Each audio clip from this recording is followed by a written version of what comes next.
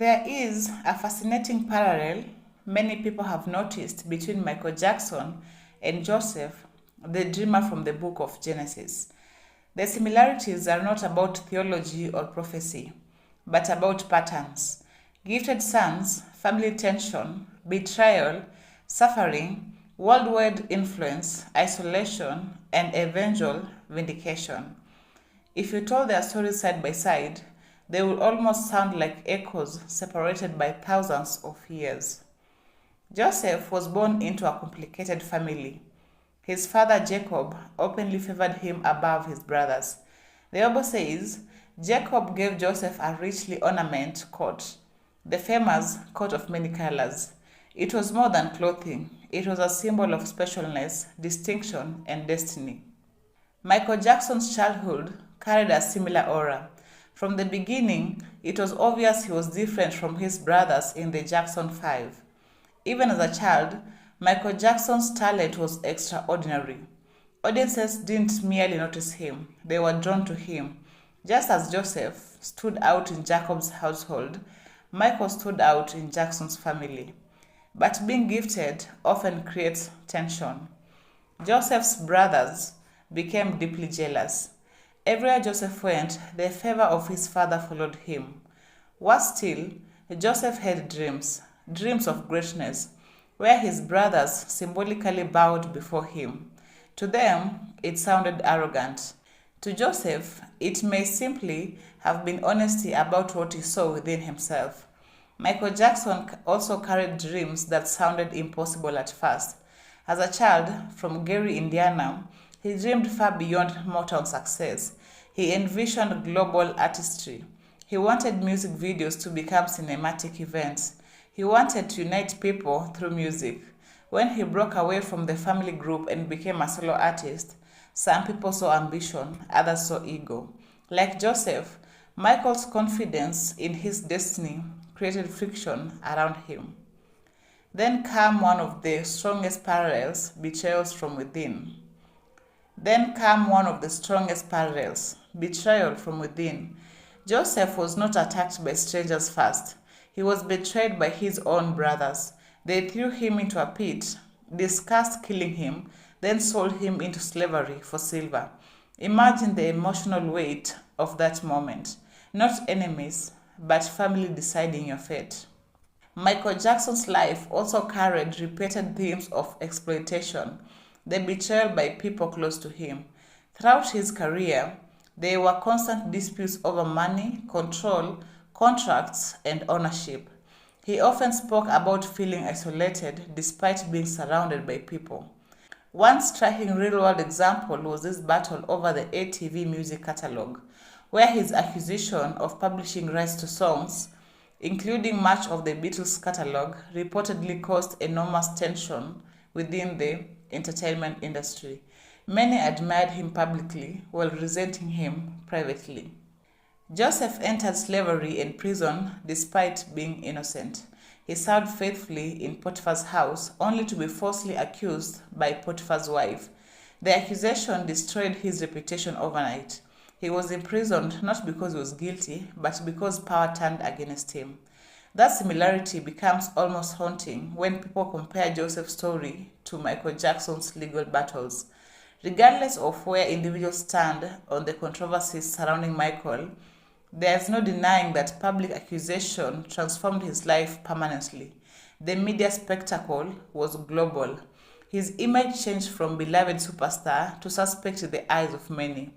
Michaels repeatedly insisted on his innocence, much like Joseph maintained integrity despite imprisonment. And here is an important emotional similarity. Both men seemed profoundly lonely. Joseph was isolated geographically and emotionally, torn from his homeland, separated from his father, misunderstood by almost everyone around him.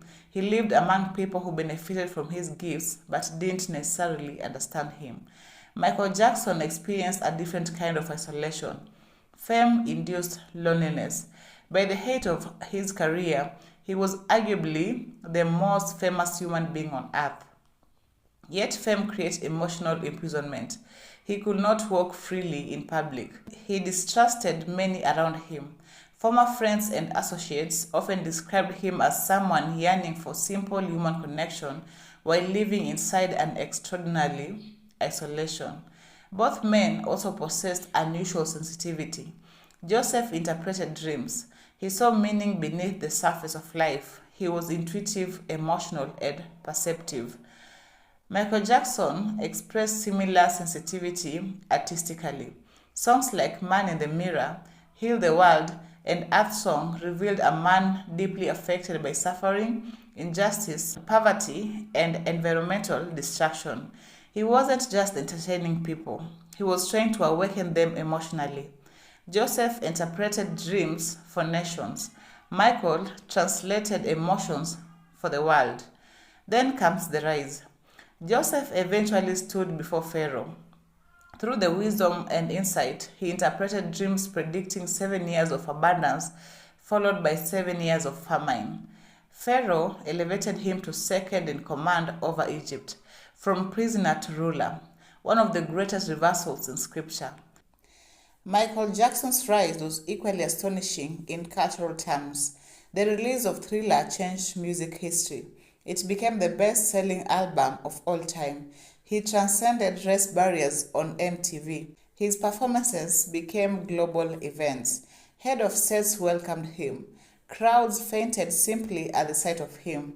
In the 1980s and early 1990s, Michael occupied a cultural position few artists have ever reached, almost mythic.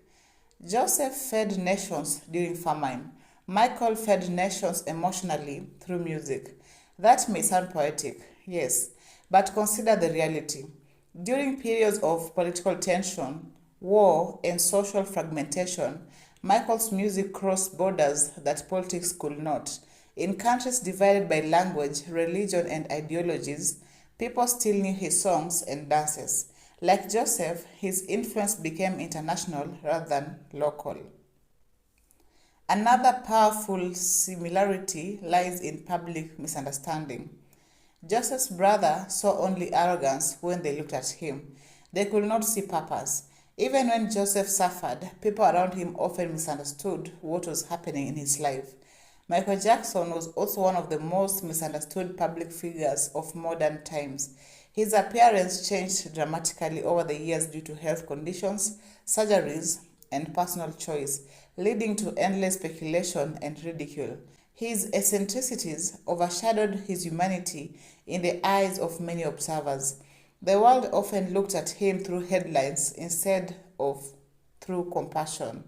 And yet, both men retained childlike quality. Joseph remained emotionally open despite betrayal. When he finally reunited with his brothers years later, he wept openly. He did not become emotionally dead. Michael Jackson famously held on to a childlike wonder throughout adulthood. His love for amusement rides, fantasy, children's imagination, and innocence became central to his identity. Critics mocked this side of him, but supporters believe it reflected someone trying to preserve innocence after losing his own childhood to relentless performance schedules and pressure. Then there is the matter of forgiveness. Also, I'd like to thank all my brothers who I love very dearly, including Jermaine.